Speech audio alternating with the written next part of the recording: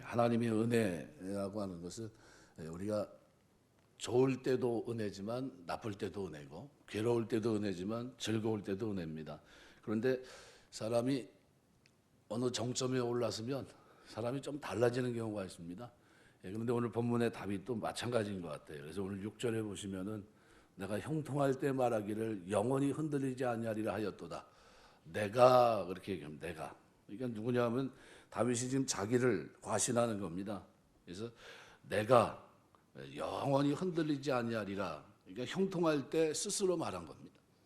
그러니까 여호와 앞에 어떤 죄를 졌는지 간략하지만 중요한 정보를 제공하는데 그게 뭐냐 하면 바로 교만입니다. 우리가 살아가면서 내 힘으로 뭘 했다 생각하는 건 다 지워야 됩니다. 하나님이 은혜를 주셔서 하나님이 나에게 그 은혜로 내가 승리하게 하셨다, 이렇게 생각해야 됩니다. 자기 과신은 하나님만 의뢰하고 하나님만 섬겨야 될 이스라엘 백성들에게 가장 경계해야 될 큰 죄악 가운데 하나였습니다. 자기 과신은 그가 누리고 있는 개인적이고 공동체적인 번영과 그 안정, 여호와 하나님의 선물로 주어진 이 모든 것들을 자기 자신의 인간적인 성취의 결과로 생각하는 잘못된 결과를 가져옵니다. 그래서 아주 불행할 수가 있어요. 신명기 8장에 보시면, 신명기 8장 17절 18절에 보시면은 그러나 내가 마음에 이르기를 내 능력과 내 손의 힘으로 내가 이 재물을 얻었다 말할 것이라. 내 하나님 여호와를 기억하라. 그가 내게 재물 얻을 능력을 주셨습니다. 이같이 하시면 내 조상들에게 맹세하신 언약을 오늘과 같이 이루려 하심이니라. 우리가 착각하면 안 됩니다. 이게 하나님이 나에게 맡긴 거다. 그래서 맡겨서 하나님의 선한 일을 위해서 하라고 하신 건데, 그래서 나중에 주 앞에 서면 많이 맡은 자에게 많은 것을 또 달라고 그럽니다. 그러니까 많이 이 땅에 사는 동안 선한 일에 열심히 있는 친백성으로 많이 섬기며 사시길 주의 이름으로 축원합니다.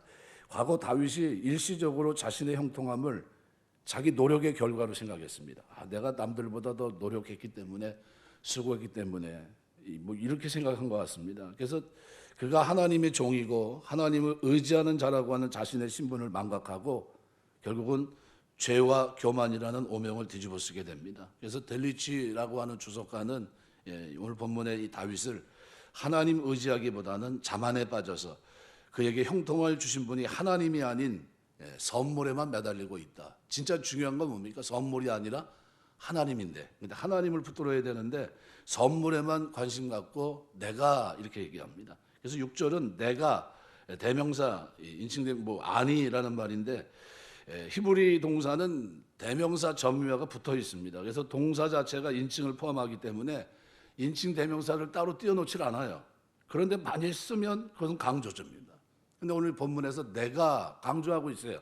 이게 무슨 얘기냐면 다윗은 자기 자신이 과거 얼마나 어리석은 모습이었는지를 얘기하고 있는 겁니다.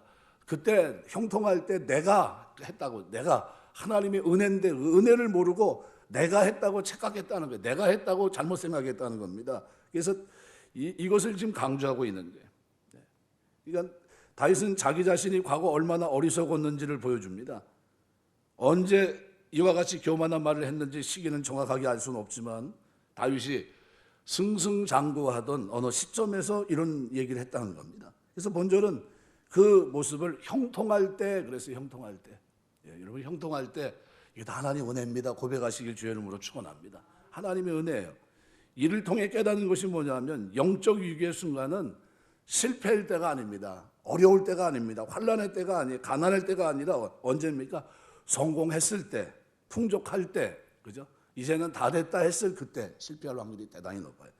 내가 했다고 이렇게 생각합니다. 근데 다윗이 그토록 승승장구할 수 있었던 그 이유가 뭡니까? 오늘 본문에는 은혜예요. 그래서 오늘 6절에 내가 형통할 때 말하기를 영원히 흔들리지 아니하리라 하였도다. 그런데 그게 고난 속에서 하나님이 고난을 주니까 비로소 깨닫습니다. 여호와여 주의 은혜로 나를 산같이 굳게 세우셨더니, 이게 뭐예요? 어떻게 해요?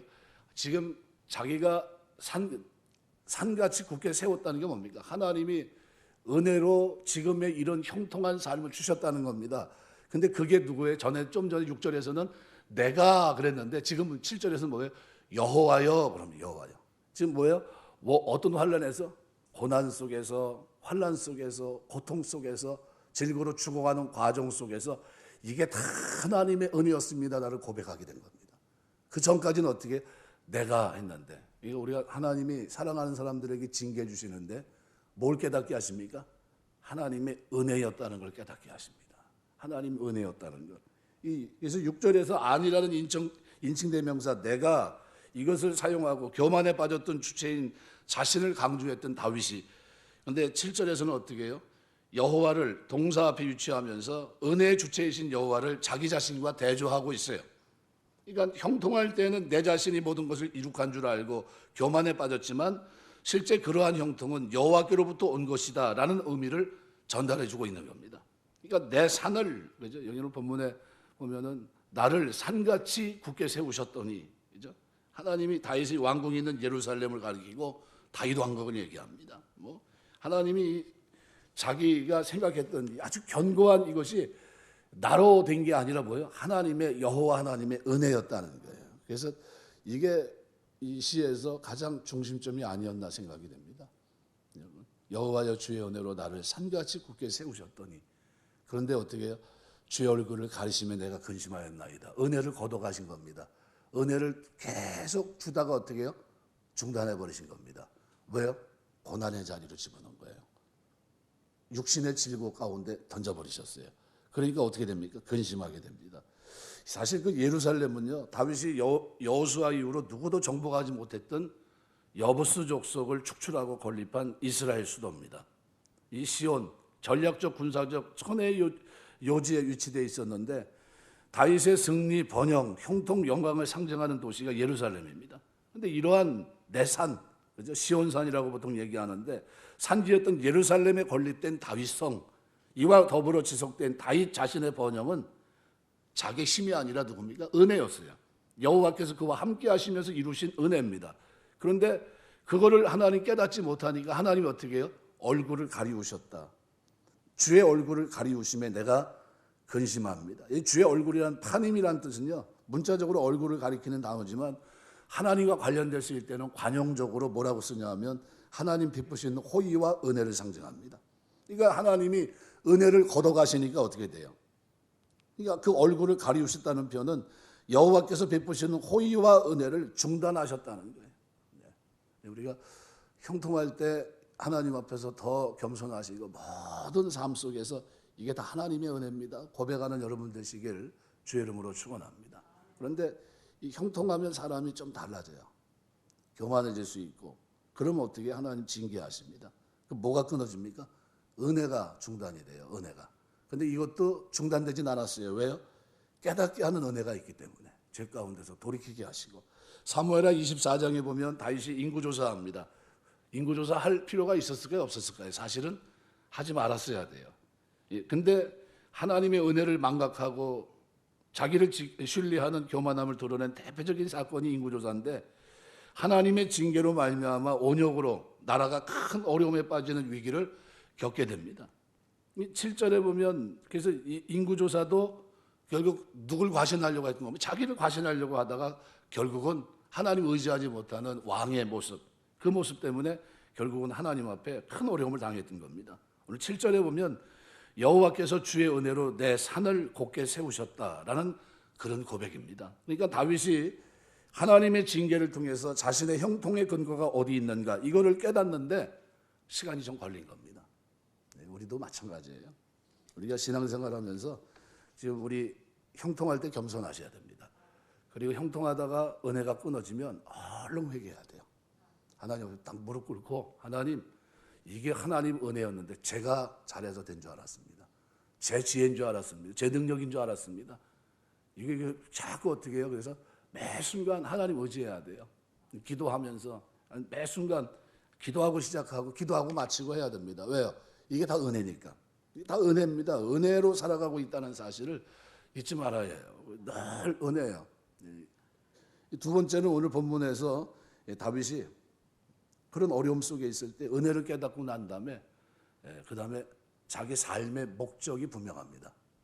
내가 왜 살아야 되는지, 하나님 지금 내 형통함이 어떻게 해요? 중단됐고, 그리고 이제 깨닫고 이제 여호와의 은혜인 줄 알긴 알았는데 몸은 어때요? 여전히 죽음 위기 속에 있어요. 그래서 그 모습이 오늘 본문에는 뭐라고 표현하고 있냐면 내가 무덤에 내려갈 때 나의 피가 무슨 유익이 있고 진토가 어떻게 주를 찬송하며 주의 진리를 선포하리이까. 어떤 상태입니까?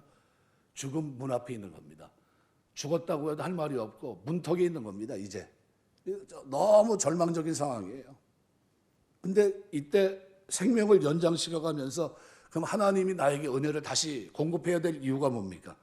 내가 살아가면서 하나님이 나에게 왜 내 기도를 들어주셔야 됩니까? 그 이유가 오늘 본문에 담겨 있습니다.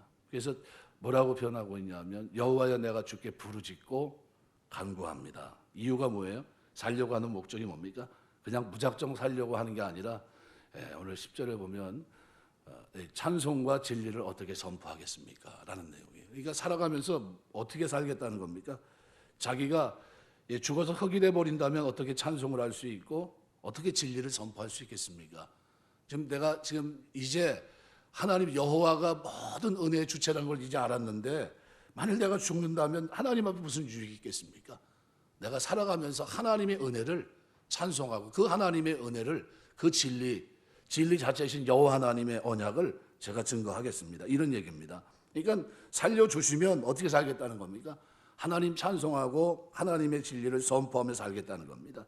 무작정 살려달라는 것, 애원하는 것과 살려주시면 내가 이렇게 살겠습니다. 간청하는 건 다릅니다.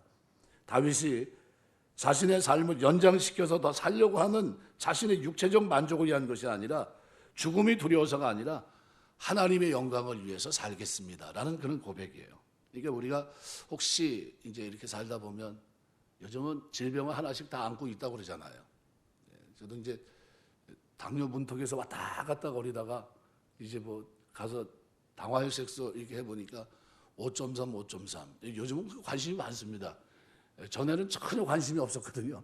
근데 이제 갔더니 또 6개월 만에 이제 한번 와서 가보랬더니 6.2가 나왔더라고요. 그랬더니 체중이 많이 들었네요. 그러더라고요. 체중이. 그 체중 때문에 올라간 것 같습니다. 얘기를 하더라고요. 그러면서 아직은 괜찮습니다.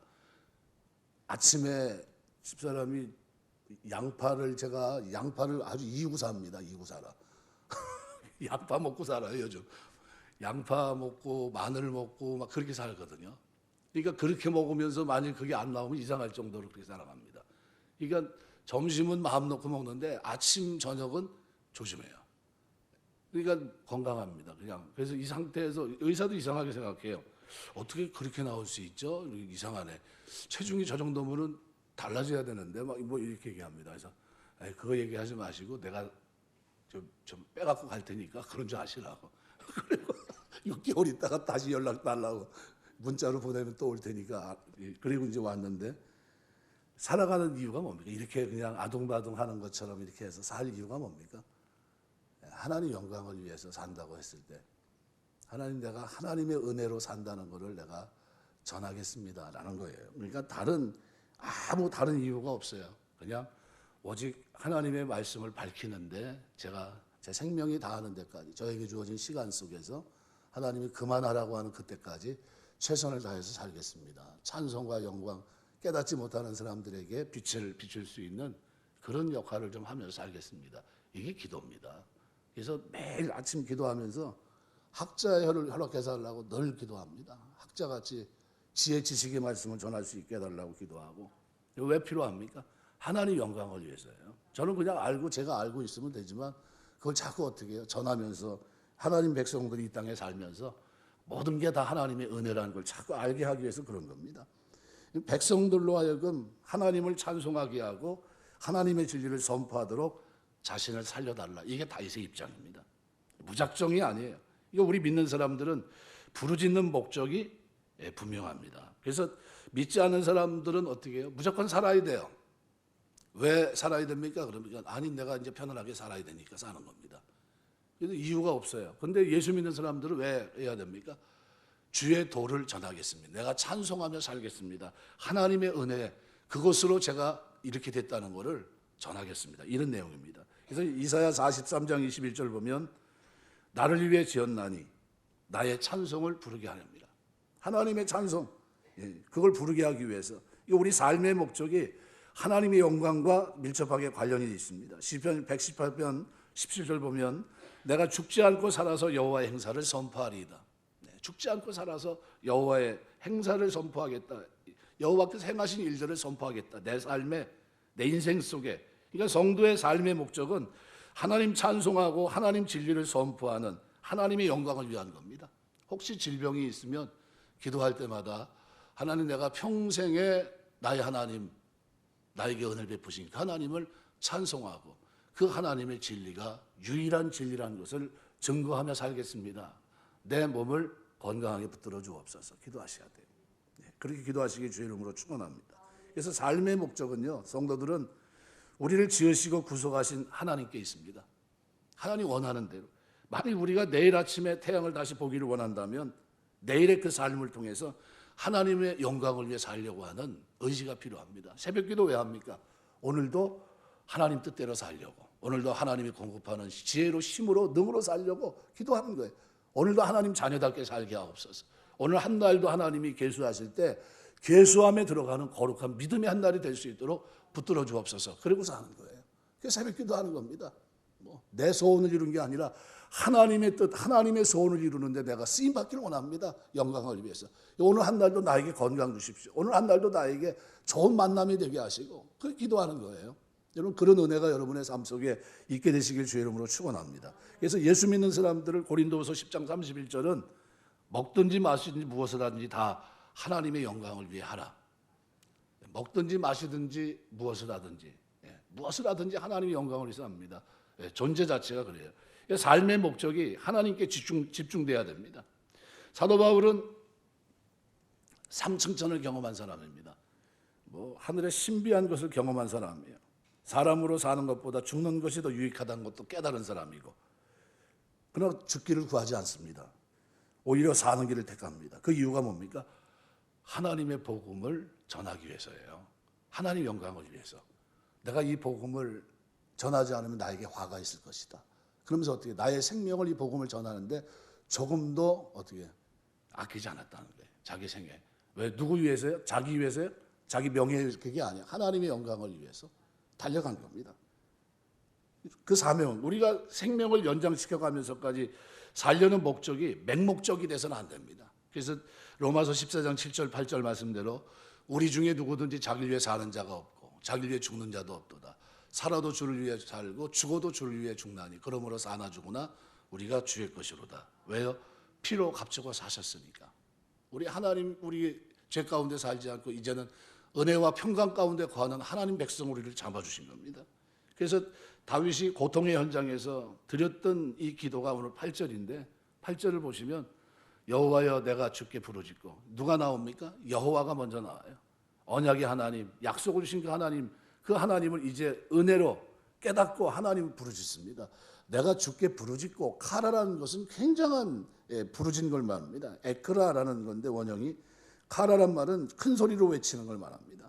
기도의 의미입니다. 아주 비극적인 상황이나 분초를 다투는 위급한 상황에 처해서 외치는 구원 요청을 얘기할 때 바로 이 카라라는 이 단어를 쓰는데, 바로 여기서 부르짖는다는 게 그런 겁니다. 시편 34편 6절, 이 곤고한 자가 부르짖음에 여호와께서 들으시고 모든 환난에서 구원하셨도다. 이게 시편 33편이 뭡니까? 이 이방 땅, 그죠? 골리앗을 죽였던 그 땅에서 왕 앞에 나가면서 다 죽게 된 상황 아닙니까? 근데 그때 다윗이 취한 게 뭐예요? 부르짖었다는 거. 가라. 하나님 앞에 기도했다는 거예요. 하나님이 들으시고 환난에서 건지셨다는 겁니다. 우리가 살아가면서 하나님 앞에 어떻게 살아야 되냐는, 기도하면서 부르짖고 살아야 됩니다. 고통의 현장에서. 여기 또 간구하기를 이렇게 표현합니다. 부르짖고 간구하기를. 원형은 하나니란 단어입니다. 아랫사람에게 호의로 몸을 거부리다, 불쌍히 여기다라는 뜻이거든요. 여기서 제귀형으로 쓰이면 애걸하다, 간청하다, 절박한 호소행위를 나타낼 때 씁니다. 그러니까 지금 무슨 얘기냐면 똑같은 의미를 두 가지를 계속 넣고 있는 겁니다. 부르짖는 것도 간구하는 것도 유사한 의미의 동사를 반복하고 있습니다.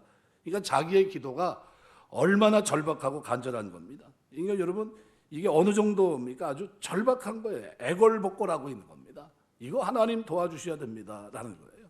그러니까 여호와여 내가 주께 부르짖고 여호와께 간구합니다. 뭐 때문에요? 만일 하나님이 내가 무덤에 내려갈 때 나의 피가 무슨 유익이 있고 진토가 어떻게 주를 찬송하고 주의 진리를 선포하리까, 무슨 얘기냐면요, 내가 죄로 인해서 이렇게 하나님 은혜 속에 있다가 죄로 인해서 죽으면 하나님께 무슨 유익이 있습니까? 하나님 이제 남은 생에는요, 저 찬송하고 주의 진리를 밝힐 겁니다. 그러니까 저 그냥 죽게 내비둬 두지 마십시오. 살려주십시오. 네, 살려주면 제가 어떻게 살겠다는 겁니까? 하나님 앞에서 찬송하고 주의 진리를 밝히며 살겠습니다. 이런 얘기입니다. 그러면 그 기도를 어떻게 살면 살고 죽고 마는 거지 뭐, 이러면 안 돼요. 어떻게 해요? 부르짖고 간구하기를.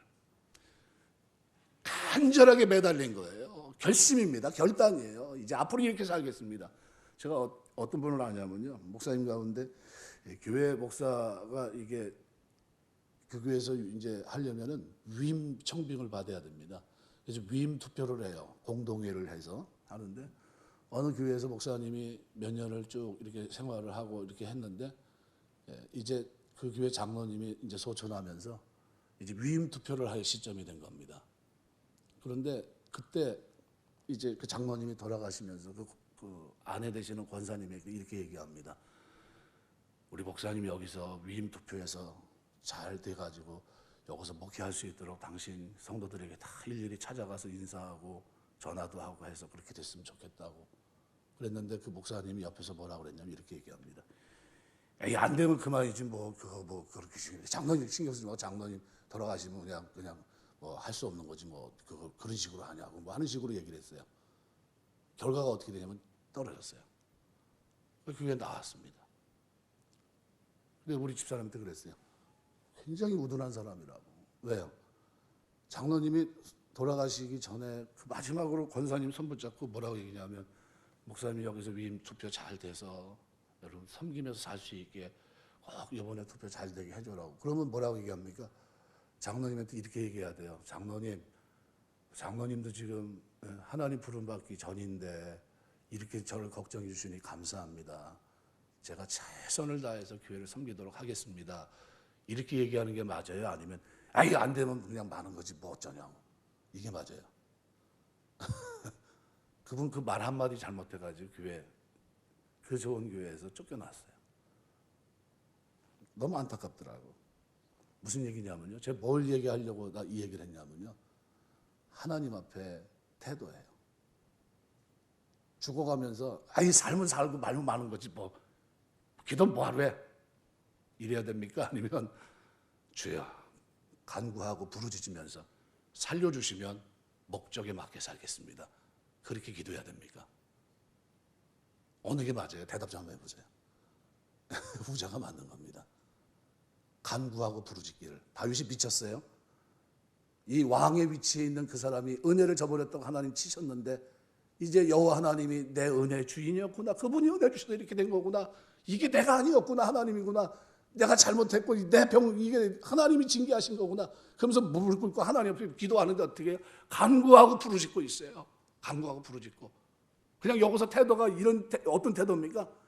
이거 하나님이 도와주셔야 됩니다. 저 하나님 그냥 죽는 거 원하지 않습니다. 저 하나님 제가 살아가는 동안 하나님 찬송하고 주의 진리를 내가 전하며 살겠습니다. 애고라면서 매달려서 부르짖는 걸 얘기하는 겁니다. 이게 부르짖고 간구하기를. 아주 유사한 동사를 반복하면서 절박하게 부르짖는 걸 얘기해요. 근데 이 두 동사가요, 과거 사실에 대한 회상입니다. 그런데도 미완료 되어 있어요. 무슨 얘기입니까? 이거는 이 다윗이라고 하는 사람이 하나님 앞에 기도하면서 가졌던 자세를 얘기하는 겁니다. 그러니까 다윗은 자신의 기도가 일회성이 아니고 단회적인 것도 아니고 계속적으로 이것이 어떻게 반복됐다는 거예요. 하나님 살려주십시오, 살려주십시오. 저 그냥 이렇게 죽고 싶지 않습니다. 살려주세요, 살려주세요. 부르짖는 거예요. 그러면서 뭐라고 얘기합니까? 내가 죽어 진토로 간들 무슨 유익이 있겠습니까? 이거 하나 땅에 붙였다고 해서 티날게 보고 있습니까? 하지만 살려주시면 어떻게 하겠다는 거예요? 살아가면서 주님 찬송하겠습니다. 하나님의 은혜를 찬송하고 그 하나님의 진리를 제가 선포하며 살겠습니다. 이 얘기하고 있는 거예요.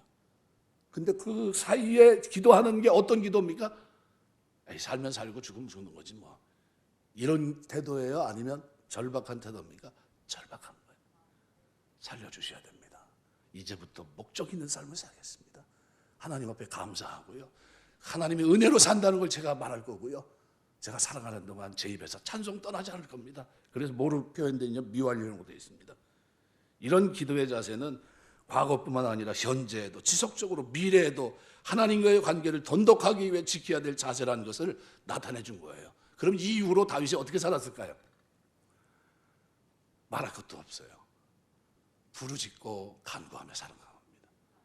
그럼 우리 성도들이 이 땅에 살면서 하나님 영광에 사는 동안 어떻게 살아야 됩니까? 한번 따라서 하시죠. 부르짖고 간구하며 살자. 예, 그렇게 사시길 주의 이름으로 축원합니다. 부르짖고 간구하며 사는 거예요. 예수 믿는 사람들이요. 참 기도 안 하는 시대에 있어요. 저는 기도하는 사람을 오면 너무 감사해서 이렇게 책을 보다가도 아유 감사하다. 예, 교회 와서 성전에서 기도하니까 얼마나 좋아요. 기도하는 집에서 기도하니까 그냥 전혀 엉뚱한 사람 지나가다가 어디 가려고 이제 뭐 아무리 문을 닫고 갈 때가 있어요. 아무도 없을 때는 문을 닫거든요. 그런데도 기도하러 오려면 기도하고 하세요. 그럼 문 열어놓고 가요. 네, 그만큼 기도하는 사람이 좋아요. 그래서 여기 8절에도 바로 그 내용을 담고 있는 겁니다. 원문으로 보면 주께 엘레타라는 단어가 제일 앞에 나와 있어요. 다시 번역하면 주께 여호와여 내가 부르짖고 이런 뜻입니다. 그러니까 일반적으로 주어 뒤에 위치해도 무방한 주께를 문장 맨 앞에 둔 겁니다. 자신이 간구하고 있는 기도의 대상이 여호와를 강조하고 있는 거예요. 여호와여, 여호와여. 또 하반절도 똑같아요. 간구하기를 앞에 여호와를 둡니다. 교만으로 인해서 내가 했던 사람이 이게 하나님의 은혜였구나 깨닫고 나니까 여호와 하나님을 앞에 두고 있어요. 하나님의 은혜고 하나님의 은혜로 되는 겁니다. 하나님의 은혜 깨닫게 하시니 감사합니다. 이제는 하나님의 은혜 잊지 않겠습니다. 그 은혜를 찬송하고 그 하나님의 진리를 내가 전하며 살겠습니다. 그리고 어떻게 부르짖고 있는 거예요. 부르짖고 간구하고 있는 겁니다. 앞으로도 그럴 것이고 앞으로 내가 이 자세를 잃지 않겠습니다. 영원토록 이 자세로 내가 주님 섬기겠습니다. 이게 오늘 본문에서 얘기하고 있는 다윗의 모습이에요. 그러면 어떻게 기도하겠습니까? 아마 소리치고 난리 났을 겁니다. 그래서 그 모습을 9절에서 내가 무덤에 내려갈 때 나의 피가 무슨 유익이 있으리요? 진토가 어떻게 주를 찬송하며 주의 일을 선포하리까? 그리고 10절에 이렇게 합니다. 여호와여 들으시고 샤마으라는 단어입니다. 이 듣는다는 게 뭡니까? 이 귀로 듣는 것뿐만 아니라 마음으로 수용하고 동의하고 행동으로 나타내고 결과까지 있게 하는 게 샤마으라는 단어예요. 그러니까 다윗은 여호와께 자신의 간구를 들으실 뿐만 아니라 자신의 기도를 들으실 뿐만 아니라 자신에게 구원의 행동을 나타내 주실 것을 얘기합니다. 지금 고쳐졌어요? 안 고쳐졌어요?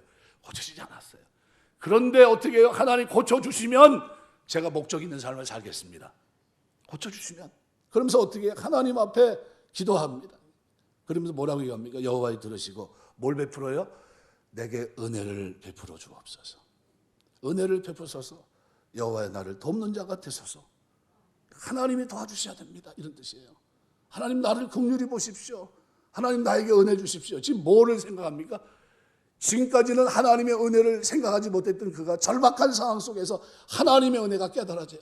이게 내 인생이 이게 하나님의 은혜구나. 이게 다 하나님 은혜였는데 내가 형통할 때 내가 착각을 했구나. 내가 했는 줄 알았는데 그게 아니고 하나님이구나. 하나님. 이 하나님을 내가 노래하고 이 하나님을 내가 증거했어야 되는데 그러지 못했구나. 그러면서 어떻게 해요? 그 은혜를 하나님 나에게 좀 베풀어 주십시오. 내게 은혜를 베풀어 주십시오. 나의 뭘 들으시고요? 부르짖고 간구하는 이 소리, 이 기도를 들으시고 나에게 은혜를 베풀어 달라는 은혜를. 우리가 기도하면서 다른 거 할 거 없습니다. 은혜 베풀어. 저 다 죽게 돼서 기도할 때요. 그렇게 얘기했어요. 살려주시면 제가 길 가겠습니다. 그랬어요. 뭐 다른 거 얘기가 그러고 있습니까? 살려주시면 그때는 이게 저 반쪽 정도 됐어요. 지금 딱 반쪽입니다. 제가 엄청나게 지금 체중이 많이 나가는데 그 반쪽 됐다고 한번 보시면 돼요. 피골이 상접한 모습으로 그랬던 제가입니다. 살려주시면 은혜입니다. 은혜. 살려주시면 이 길 가겠습니다. 다른 거 필요 없어요. 우리가 목적에 맞게끔 살겠다고 부르짖는 겁니다. 그랬더니 오늘 11절 어떻게 해요? 주께서 나의 슬픔이 변하여 내게 춤이 되게 하시며 나의 베옷을 벗기고 기쁨으로 띠띠우셨나이다. 기도의 결과예요. 하나님 은혜를 깨닫고 매달린 결과입니다. 그게 뭡니까? 결과는 감사예요. 그래서 맨 끝에 이는 잠잠하지 아니하고 내 영광으로 주를 찬송하게 하심이니 그 하나님이 나에게 어떻게 해요? 베푸신 은혜를 세 가지 동사로 얘기합니다. 잠잠치 않고 주를 찬송하게 하시고 내가 주께 감사하리로다. 이걸 통해서 표현하고 있는 겁니다. 12절에 세 개 동사를 통해서 주께서 나에게 베푸신 은혜가 너무 커요. 그죠? 주께서 나의 슬픔이 변하여 내게 춤이 되게 하시고 나의 베옷을 벗기고 기쁨으로. 베옷은 언제 입습니까? 기분 좋은 날 여름에 시원하라고 입는 게 베옷입니까? 아니면 죽은 사람들이 입히는 수의가 베옷입니까? 수의, 슬픔에서 애곡하면서 울 때가 입는 옷이 베옷이에요. 근데 여기 나의 슬픔, 미스페드라는 이 단어는 머리를 쥐어뜯고 가슴을 치고 통곡한다고 하는 그런 의미를 갖는 샤바드라는 단어입니다. 그러니까 극도의 슬픔을 표현할 때 쓰는 거예요. 그러니까 이 샤바드라는 동사가 사용된 대부분의 구절이 사람이 죽었을 때 거행되는 애도의식과 관련이 있습니다. 이 다윗이 앓고 있는 질병이 임종 직전까지 갔다는 거예요. 죽음 앞에. 베옷이 왔다 갔다 하는 그런 그 장면이라는 겁니다. 내 베옷이라는 게 무슨 겁니까? 그 정도로 이제는 죽으면 무덤은 끝나는 거예요. 그런 상황까지 내려간 겁니다. 그래서 다윗이 경험했던 게 뭡니까? 이 슬픔, 나의 슬픔, 머리를 쥐어뜯고 가슴을 치며 통곡한다는 의미입니다. 나의 슬픔이 절망의 절정을 표현한 것이고, 춤은 뭡니까? 기쁨의 절정. 뭘 했더니요? 하나님 앞에 목적 있는 삶을 살겠습니다 간구하고 부르짖었더니 하나님이 나의 기도를 들으시고 나에게 은혜를 베푸시는 겁니다. 그래서 나의 베옷을 벗기고 기쁨으로 띠띠우셨나이다. 상반절과 병행을 이룹니다. 나의 슬픔과 나의 베옷, 춤이 되게 하시고 기쁨으로 띠띠우셨나이다. 서로 같은 의미를 지니고 다윗이 하나님께 회복게 하신 은혜로 인해서 누리는 기쁨을 강조합니다. 여러분, 우리가 하나님 의지하고 기도하면 하나님 우리에게 기쁨의 근원이 되시는 줄 믿습니다. 우리가 웃을 수 있게 하시는 분은 하나님밖에 없어요. 하나님 앞에 엎드려 기도하고 간구해야 돼요. 창세기 37장 34절에 보면 야곱은 자기의 사랑하는 아들 요셉이 들짐승에게 먹여 죽었다 생각하고 베옷 차림으로 그의 아들을 위해 애통합니다. 베옷 차림으로. 이 베옷은 회개하는 자가 자신의 통회하는 마음을 표시하고자 입었던 옷이기도 합니다. 요나서 3장 5절에서 8절 보면 니느웨 사람들이 하나님을 믿고 금식을 선포하고 높은 자를 높고 낮은 자를 막론하고 굵은 베옷을 입은지라. 이게 뭐예요? 죽음 앞에 있다는 거예요. 회개입니다. 그 일이 니느웨 왕에게 들림에 왕이 보좌에서 일어나 왕복을 입고 굵은 베옷을 입고 제위에 앉으니라. 왕이 그의 대신들의 조서를 내려 니느웨 성에 선포해 이르기를 사람이나 짐승이나 소떼나 양떼나 아무것도 입에 대지 말지니 먹지도 말 것이요 물도 마시지 말 것이다. 그리고 회개해요. 그랬더니 하나님 어떻게 해요? 돌이키십니다. 돌이키세요. 베옷은요 회개하는 자가 입는 겁니다. 통회하는 마음으로 여호와에 의해서 슬픔과 회개를 상징하는 베옷이 벗겨지고 뭐 했습니까? 어떻게 기도했다는 거예요? 베옷을 입고 하나님 앞에 기도했다는 겁니다. 내가 죄인입니다. 죽을 죄인입니다. 죽어도 할 말이 없는 사람입니다. 그러면서 기도했다는 거예요. 절박한 상황으로 살려주시면 사는 거지만 그렇지만 이제 사는 것은 그냥 목숨 구하는 게 아닙니다. 하나님 목적 있는 삶을 살겠습니다. 하나님만 찬송하고 이 모든 은혜가 하나님으로 도왔다는 것을 제가 전하겠습니다. 그러면서 하나님 앞에 간구하고 부르짖었던 겁니다. 그랬더니 하나님이 은혜를 입히시고 베옷을 벗기고 기쁨으로 띠띠우신 겁니다. 띠는 언제 띠어요? 옷을 다 입고 마지막에 띠는 게 허리띠입니다. 기쁨이 어떻게 해요? 모든 걸 회복시킨 걸 얘기합니다. 의복 입는 마지막 단계에 해당하는 이 행동을 다윗이 기쁨이 넘치는 연회장에 나가기 위해 필요한 준비를 완결한 것 같은 느낌을 뉘앙스를 가지고 전하고 있고 12절에서는 세 개 동사를 통해서 이런 것들을 표현합니다. 잠잠치 않고 주를 찬송케 하시고 내가 주께 감사하리로다. 그러니까 여기 결국 이 내용들을 통해서 하나님 우리에게 주시고자 하는 메시지는 너무나도 분명합니다. 말씀 맺겠습니다. 신앙생활하면서 살아가다 보면 원하지 않는 일들이 있어요. 그런데 제일 문제가 단초가 어디서부터 시작되면 내가 지금 하나님의 은혜로 살고 있다는 걸 잊어버릴 때 문제가 됩니다. 여러분 살아가면서 모든 일이 하나님의 은혜라는 걸 여러분 잊지 않게 되시길 주의 이름으로 축원합니다. 이게 잘 되고 형통할 때 문제입니다. 그죠? 높은 데 올라갈 때가 문제예요. 그때 착각해요. 내가 이게 나옵니다. 그런데 그렇게 되면 어떻게 해요? 하나님을 의지하지 않기 때문에 그 실패할 수 있어요. 사도 바울이 감사했던 게 뭡니까? 내가 다른 사람보다 더 많은 환난이 있었지만 그 환난을 뭐로 보고 있어요? 하나님만 의뢰하게 하기 위해서 주신 하나님의 또 다른 축복으로 보고 있습니다. 은혜. 그러니까 사도 바울이 실족하지 않았던 이유는 어디 있습니까? 하나님만 의뢰하기 위해서 하나님이 나에게 이런 환난을 주셨다 하니까 모든 게 다 하나님의 은혜로 본 겁니다. 은혜로. 그러니까 흔들림이 없어요. 근데 이게 하나님의 은혜가 아니고 내 능력이다, 내 지혜다, 내가 사람들을 좋게 해서 관계가 좋아서 이렇게 된 거다, 이렇게 생각하면 안 돼요. 그 관계도 누가? 하나님이 은혜로, 하나님이 은혜로. 모든 게 앞 대목은 뭐예요? 여호와 하나님의 은혜로 이렇게 왔어요. 이렇게 왔어야 되는데 그게 안 되니까 하나님이 어떻게 해요? 깨닫게 하시는데 죽음의 문턱까지 간 겁니다. 그리고 그 다음에 어떻게 해요? 이제 깨닫고 나니까 하나님의 은혜가 이런 거구나.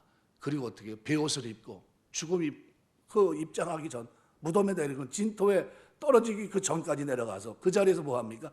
하나님의 은혜를 깨달아요. 그리고 거기서 결단합니다. 하나님, 이제는 내가 이렇게 살지 않겠습니다. 하나님의 은혜를 찬송할 것이고 하나님의 진리를 선포하며 살겠습니다. 만일 살려만 주시면 하나님, 내가 이렇게 살겠습니다. 매달려서 기도했어요. 그리고 뭐라고 얘기합니까? 나의 기도를 들으시고 하나님이 들어달라는데 내게 은혜를 베푸소서. 어떤 은혜입니까? 앞에도 내가 하나님의 은혜였는데 깨닫지 못했지만 이번에 한번 은혜 주시면 내가 어떻게 해요? 하나님 앞에 감사하며 찬송하며 살겠습니다. 그러면서 12절에서 얘기한 게 뭡니까? 이는 잠잠하지 아니하고 내 영광으로 주를 찬송하게 하심이니 여호와 나의 하나님이여 내가 주께 어떻게 감사합니까? 영원히 감사하리라. 이제 영원히 살아가는 동안 이 땅에서 영원히 감사하며 살겠습니다. 이것이 다윗의 고백이에요. 성전에 올라가는 노래. 성전에 올라가면서 하나님의 은혜를 깨닫게 한 그 하나님 앞에. 그래서 1절은 뭐라고 표현한다고요? 오늘 시편 30편 여호와여 내가 주를 높일 것은 주께서 나를 끌어내사 내 원수라고 나를 말며 기뻐하지 못하게 하셨습니다. 끌어내셨다는 거예요. 네. 끌어내신 겁니다. 3절에도 여호와여 주께서 내 영혼을 소울에서 끌어내어 나를 살리사 무덤으로 내려가지 아니하게 하셨나이다. 감사한 거예요. 그죠? 은혜를 저버린 자기를 하나님이 내버려 뒀으면 어떻게 해요?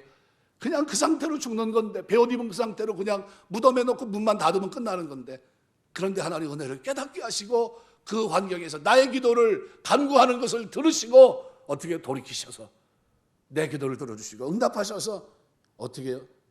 베옷을 벗기고 기쁨으로 띠띠우시면서 하나님 앞에서 찬송하며 하나님 앞에 감사하며 주의 진리를 선포하며 살아갈 수 있는 이런 은혜를 다시 한번 베풀어 준 겁니다. 하나님이 저와 여러분에게 주신 이 은혜 굉장히 귀중한 은혜입니다. 너희가 은혜로 믿음으로 구원받 이것이 너희에게서 난 것이 아니요 하나님의 선물이다. 이 은혜가 너무 복되다는 것을 여러분 기억하시고 살아가는 동안 모든 것이 다 하나님의 은혜. 이 은혜를 부를 때 감사하지 않습니까? 그래서 주일 오후 예배 드릴 때도 은혜로 바꾸라 그랬어요. 은혜로. 은혜로 바꾸라 그랬어요. 노래를 은혜로 바꾸라. 모든 게 다 하나님 은혜인데 살아가면서 이 은혜 앞에 하나님 앞에 나아갈 때마다 하나님 내가 살아가는 동안 목적 있는 삶을 살겠습니다. 찬송하고 주의 진리를 선포하며 살겠습니다. 내가 기도할 때마다 외면치 마시고 나의 기도에 들어주시고 내가 기쁨으로 띠띠우며 살 수 있도록 하나님 축복해 주옵소서.